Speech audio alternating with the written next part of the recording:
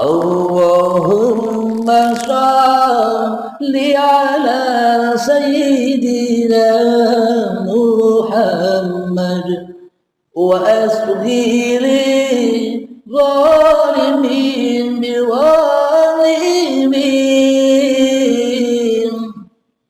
wa akhrijna min bainihim salimin wa ala alihi wa sahbihi ajma'in. Allahumma shalli ala sayyidina Muhammad wa asghiri zalimin biwalimin wa akhrijna min bainihim salimin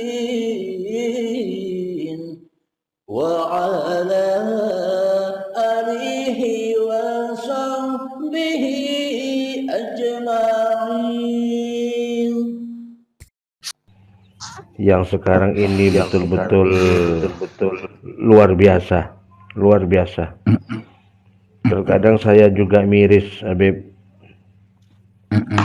Miris melihat, mendengar, dan menonton apa yang disampaikan oleh penceramah-penceramah yang notabene saling menyalahkan. Ya Allah, saya miris, terus terang miris sekali. Iya benar sama sepanjangan ini. Sampai saya bicara begini, bilang miris saja merinding tubuh saya, beneran. Karena apa? Agama Islam, mau Kristen, mau Buddha, Hindu, keheningan, kepercayaan, Konghucu, apa saja itu semuanya makhluknya Allah. Iya benar. Kita memanusiakan manusia, hormatilah, gitu loh. Jangan mencaci, jangan mengadu domba. Apalagi sesama penceramah saling menyalahkan. Miris sekali saya, Beb. Miris. Kalau saya asli Madura, Beb. Madura, Ren Kemah, Madura. Madura Kemah, Mas. Saya insya Allah mohon maaf Beb. Saya masih keturunan dari Sayyid Zainal Abidin Basunan Cendana. Subhanallah. Saya pun juga bertemu dengan rohnya yang sudah meninggal itu, Sayyid itu, ya enggak? Iya. Bong satu, rohnya satu, ya enggak? Betul. Betul. Jadi itulah yang maknanya begini. Meskipun saat ini kita dipertemukan dengan Nabi Muhammad yang dulu, iman kita belum sama dengan imannya Kanjeng Nabi Muhammad. Meskipun kita berhadap-hadapan, apa bedanya Nabi Muhammad duduk dengan orang Yahudi dan Nasrani? Ya enggak? Apa bedanya? Wong imannya beda, ya kan? Kalau Nabi Muhammad imannya tiada Tuhan selain Tuhanku yang berkuasa atas diriku. Tapi kita tiada Tuhan selain aku sendiri, Allah Gaib. Kan beda, ya enggak? Imannya saja beda, syariatnya juga beda.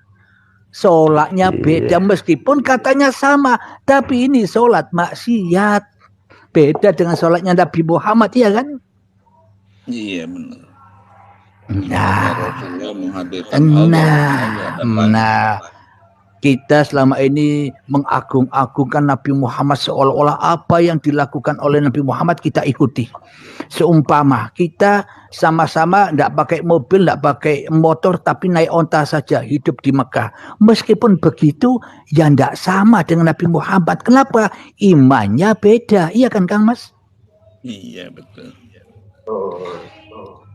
Akan tetapi bila imannya sama, selaras, selurus dengan Kanjeng Nabi Muhammad, bahwa roh ini roh Allah, meskipun saya naik mobil, meskipun saya naik motor, sama-sama lillahnya. Ketemu ndak?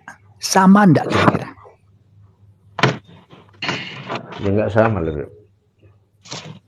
Ya sama Kang Mas, meskipun syariatnya beda, tapi imannya sama. Ya itulah sama, ya kan ketemu. Iya, Ya ndak? imannya sama. Ndak, lilahnya itu loh sama, pulangnya sama. Nabi Muhammad naik onta, pulangnya kepada Allah. Kita naik motor, kita naik mobil, ya pulangnya kepada Allah. Apa bedanya? Kan syariat itu Allah semua. Yang dimaksudkan sesama Muslim kalau di sini. Maknanya sama-sama pulangnya, endingnya apa yang kita lakukan sama-sama lillahnya, itu maknanya, meskipun syariatnya berbeda. Naik onta dan naik mobil kan berbeda Kang Mas, syariatnya ya kan Beda.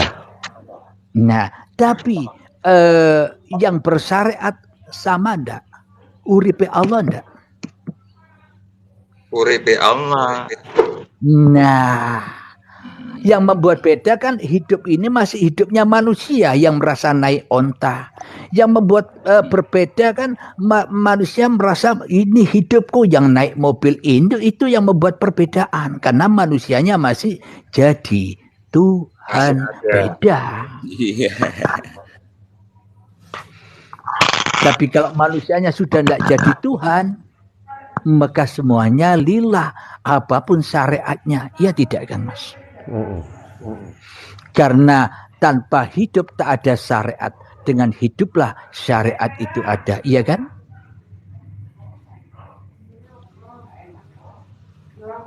Terkadang Berarti, memang apa yang disampaikan oleh orang lain, kita harus betul-betul memahami dan mengerti. Jangan hanya jadi orang pintar saja, tapi tidak mengerti. Kadang yang disampaikan orang nggak ngerti pada dasarnya. Yang disampaikan Habib ini kan pada intinya, yang sejatinya kan begitu. Ya lumrah Kang Mas, lumrah. Karena kita, saya, Anda dan semua manusia itu diperankan oleh Allah beda-beda, tidak ada yang sama. Lumrah kan? Ya enggak? Betul lumrah. Jadi kita hanya bisa memaafkan apapun itu. Kenapa?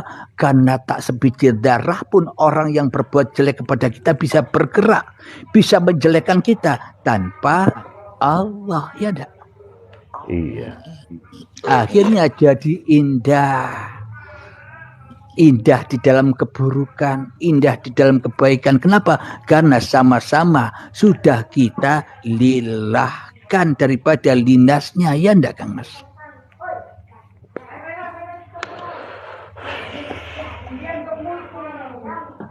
Alhamdulillah. Ayo, yang belum ngobrol itu siapa? Cak Mo, siapa? Ayo, silakan.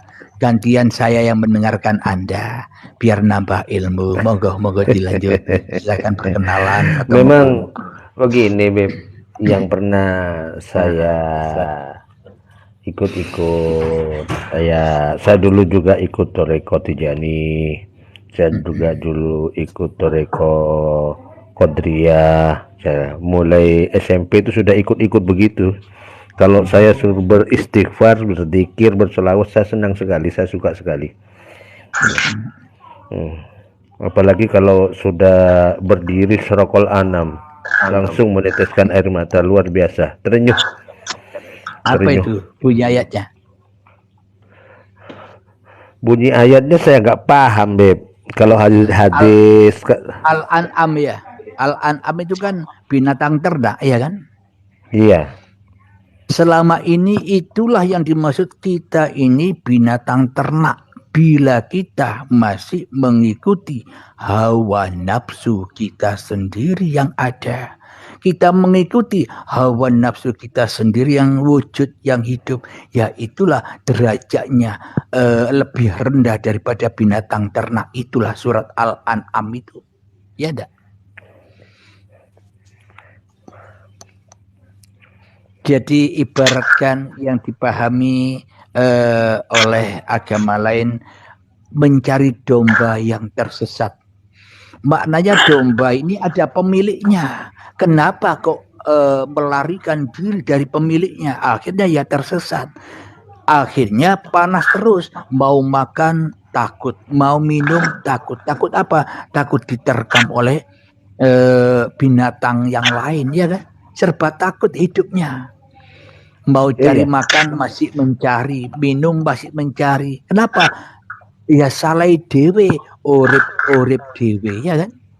Iya, betul.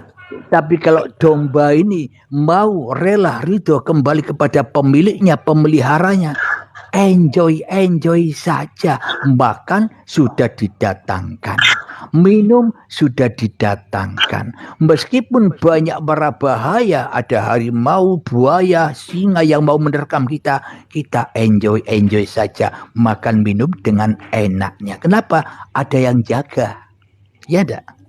Betul. Tapi kalau kita tersesat di hutan selalu takut. Maknanya selama ini ketika yang wujud hanya manusianya, maka manusianya dipenuhi dengan ketakutan. Ketakutan dengan apa yang dicintainya. Dunia, harta, jabatan, pangkat, anak, istri. Itu yang membuat kita takut kehilangan mereka semua, ya kan? Betul. Itulah fitnah yang terbesar. Kenapa? Karena manusia cinta kepada mereka daripada cinta kepada siapa yang menciptakan mereka. Iya kan? Betul. Dan ini lagi ya, Beb. Saya sangat menyesalkan apa yang diperdebatkan di sosmed. Contohnya memperdebatkan tentang kitab Taurat, kitab Zabur, kitab Injil, kitab Al-Quran, kan begitu. Nah, itu yang diperdebatkan kan itu aja ya. Nah, menurut saya kan begini, Beb. Menurut pendapat saya, menurut hemat saya, ibaratkan HP itu HP jadul ganti ke HP BBM sampai ke sosmed. Kalau belum sempurna kan masih disempurnakan lagi, bisa disempurnakan lagi, terakhir disempurnakan tertuang dalam Al-Quran. Itu kan sudah benar menurut saya. Kan simpel kalau memahaminya gitu loh. Kenapa kok diperdebatkan antara Injil dan Al-Quran? Apalagi diperdebatkan dengan kitab Taurat, kitab Zabur. Ya Allah, itu dulu kitab Taurat, kitab Zabur, kitab Injil baru disempurnakan jadikan satu dalam Al-Quran. Kok nggak sesimpel itu berpikirnya gitu loh. Iya benar. Kok nggak sesimpel itu gitu loh. Boleh nggak, Bib? Saya artinya mengartikan dengan pandangan dunia. Artinya gini, bertambahnya teknologi yang kita lihat, gejolak dari adanya teknologi kayak semacam gini ya, terutama kayak di TikTok gini, kayak Habib yang nggak kenal saya tiba-tiba kita bisa ngobrol di sini kan gitu loh. Dan itulah satu kebaikannya ya kan. Bisa nggak kita pandang ini adalah akhir zaman yang mana ada tanda di sini adanya gejolaknya Dajjal kayak gitu. Ada turunnya Nabi Isa, karena perdebatan ini mungkin mencari kebenaran gitu, atau kita katakan ada tanda-tanda akan keturunan turunnya akhir zaman ini, kehadirannya Nabi Isa Al-Masih gitu. Gimana itu kalau mandang kesegarasan Nabi? Tolong diluruskan, Bib. Mohon maaf kalau ada ucapan yang salah dan yang salah. Bib. Sama-sama. Sebelum saya menjawab, tolong ditanggapi Kang Mas yang lain. Moga ditanggapi. Dajjal itu yang paling bahaya, bukan yang disampaikan oleh penceramah itu. Tapi Dajjal yang paling berbahaya adalah Dajjal yang ada pada diri kita sendiri. Subhanallah.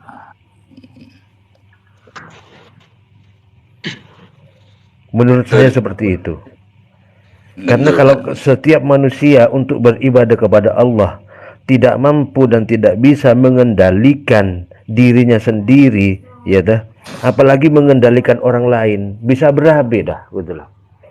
Yang pertama adalah mengendalikan diri kita sendiri, iman kita sendiri, ibadah kita sendiri, ya dah, nggak usah mencari celah dan kesalahan agama lain, apalagi orang lain, nggak usah lah, gitu loh maksud saya. Itulah tadi maksudnya arahnya ke sana Bang Cak Nudin gitu loh, tanda-tandanya Dajjal turun gitu loh. Jadi arahnya ke pandangan setanggapan dengan Cak Mun ini gitu. Kalau Cak Mun ya. Izin Pak Hos, kalau yang lain silakan, monggo Kang Mas. Bukan saya yang menanggapi ya, saya review ulang pernyataan Habib Hos. Ketika kita selalu memandang sesuatu itu adalah hidup itu sendiri, maka kita akan damai hati kita. Kita dihadapkan oleh Allah di perdebatan di medsos. Nah, pertanyaannya, hati kita sudah memandang nggak di perdebatan itu adalah hidup itu sendiri. Kalau kita belum memandang bahwa itu hidup sendiri, mesti Pak, kita akan merasa miris, kita akan merasa panas, akan merasa kecewa. Nah, tetapi kalau kita memandang di setiap saat apapun wujudnya, itu wujudnya perdebatan, caci makian, ketika hati kita memandang bahwa itulah hidup itu sendiri yang disebut dalam Islam itu Allah, kita akan langsung damai, Pak. Kita akan langsung damai bahwa Allah melindungi kita dari keaku-akuan tadi. Misalnya ada saudara kita dalam menghujat Islam, agama kita, gitulah. Tapi kalau kita tidak memandang itu adalah hidupnya panas, Pak, pengen carok lah, pengen mendebat. Tapi kita kembalikan bahwa yang menghujat itu adalah hidup itu sendiri. Ya sudah, memang kita pantas untuk dihujat. Misalnya ada teman-teman kita yang mengkafirkan kita, panggung sandiwara. Kalau yang lanjut mengkafirkan itu adalah hidup itu sendiri, memang pantas, Pak. Seorang Bentuman ini dikafirkan. Memang pantas, memang layak dikafirkan oleh hidup itu sendiri. Karena sejatinya karena selama ini sudah kafir, ya kan? Sudah kafir. Jangan mempermainkan kehidupan agar tidak dipermainkan oleh kehidupan. Betul. Temulah Pak kita. Jadi tidak ada Pak miris, tidak ada kecewa, tidak ada gimana gitu loh. Baru itulah. Sebetulnya begini Bapak, ya ta. Sebetulnya begini, ya ta. Kalau menyampaikan segala sesuatu, kita kan harus dipikirkan dulu. Ini yang mendengar siapa? Ngopi dulu ya Kang Mas ya. Ya.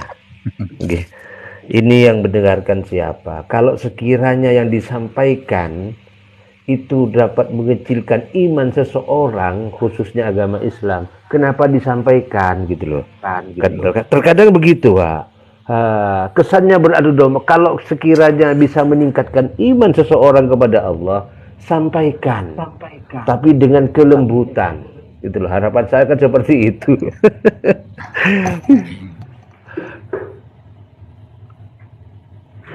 Memang katanya Allah, aku mampu mengimankan seluruh manusia, tapi aku tidak mau.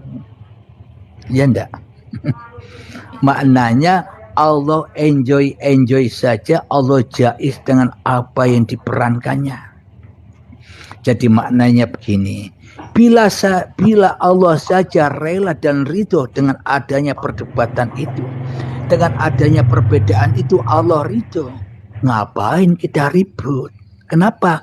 Apa buktinya Allah ridho? Kalau Allah tidak ridho ya tidak ada perdebatan. Kalau Allah tidak ridho ya tidak ada agama-agama yang banyak di dunia ini. Inilah yang disebut semuanya di dalam ridhonya Allah bila hati kita sudah rela ridho mengembalikan diri kita kepada Allah. Iya tidak Kang Mas? Betul. Makanya yang perlu dipahami karena adanya siang dan malam, laki-laki perempuan, ada nyata, ada gaib, ada baik, ada jelek, itulah ridhonya Allah semuanya. Khairihi wa syarrihi minasyaitan apa minallah? Minallah. Nah, kalau semuanya hanya milik Allah, ngapain manusia repot-repot? Enjoy saja.